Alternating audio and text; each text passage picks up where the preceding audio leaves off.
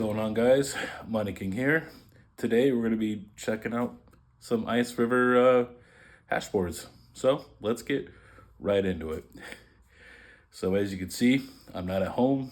I'm in my hotel room, and Tara had a KS1, and it's having some thermal problems. So even some of these KS1s that I've noticed, at least some of the ones we're hosting and other people, that any of the later batches of the KS series are having this issue of thermal throttling. So today we're going to be checking out these hashboards that I have here. And I figured this would be some good content to do. And it doesn't take a whole lot here, right? Oh, forgot one thing. I need the rubbing alcohol. Oh, don't mind those. This is some bricks. I mean, I'm kidding.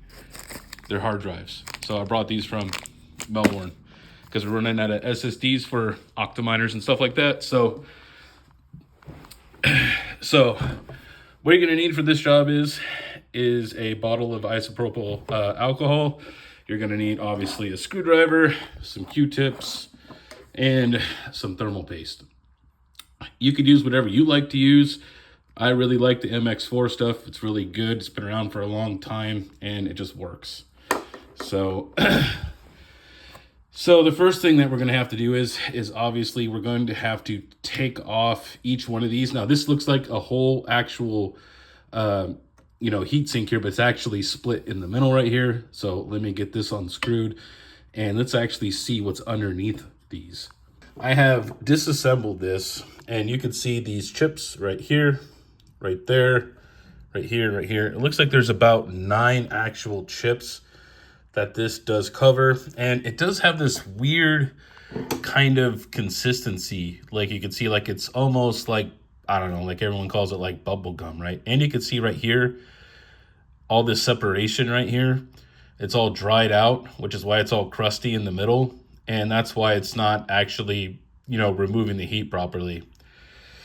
So I also made myself a map with the screws. I expected them all to be the same length, which they are, but when you do take apart stuff, I do like to leave myself a map of where all the screws go in case there is different lengths for each screw. So this way I left myself a map of where all the screws go. So let's go ahead, let's get this other heatsink off, and then we'll clean the board, and then we'll clean the heat sinks and remove all of the thermal paste. I haven't fully cleaned everything yet, but I did want to go over some things, okay? When you're doing this, right, and you see like this stuff's really hard right here, you're just gonna have to work this pretty good, okay? Like some of this stuff came off pretty well, you know what I mean? You want to use a dry Q-tip, okay, like this.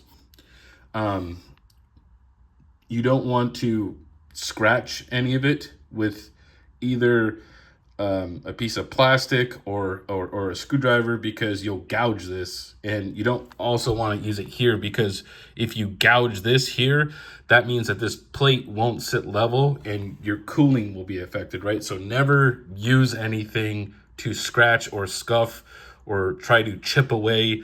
I know it's just a pain using this dry, or use some alcohol to help break it down, but this is going to be the safest way to get this done.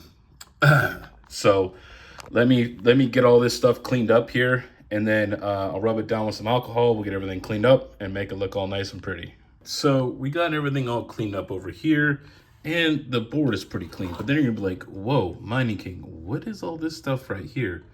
And it's gonna be kind of hard to see on the camera, okay? But you can see right here that there's some kind of film that goes across here, okay? I've never taken one of these apart, so I don't know if that's standard, or maybe they left it on for a reason. Maybe they left it on after manufacturing for a reason. I don't know. I do know that there is holes cut specifically for the chips, right? So I just cleaned the top of all the chips, and I'm not gonna worry about getting, underneath, the plastic or whatever, right? So let's go ahead and let's add our thermal paste to each of the chips so we could get this thing seated back on. All right, you can see that they're all just a bunch of little dots on there. Probably going with a smaller syringe next time, and really didn't use as much thermal paste as you actually need. This is just what I had access to. So I would use the regular, tube of thermal paste, because you'll be able to make it much more accurate. It's really hard to get a fine amount when you're working with one of the bigger tubes. So let's go ahead and let me get one of these placed on here. And this way we can actually start, bolting down some of this stuff and getting it repaired. Here she is. She's all done. She's all tightened up. Remember, I did a cross pattern from here to this corner, to this corner, to this corner, to this corner, to this corner, to this corner, to that corner, here, here. I try to do as much of a pattern as I could to create even tension, right? Because that's what's, even though this is a flat plate, you do want to try to create as much even tension as you can. So make sure you're doing 2 or 3 turns with the screwdriver to try to keep all the screws even. So I do need to do another board, but I'm not going to be showing that on video. So let me know what you guys think about this kind of content. This is how you fix your KS1 if it is thermal throttling. You're going to just need to repaste this because it's really weird. It's a pink, I think it's more like a putty. I could be wrong. I don't know what it is. I've never seen it before, but it's cheap, which is probably why they used it, right? Because they wanted to save manufacturing costs. But what they didn't take into consideration is the cost they save in manufacturing is what about RMAs? Didn't think about that one, did you, Ice River? So we've been mining for about 15 minutes, give or take. And these are the chip temperatures. I'm definitely happy with the repair. Came out really good. I used the Arctic Thermal, Arctic Silver MX4. So pretty happy with it. All right, this is Money King giving you the most hashes, and I'll see you next time.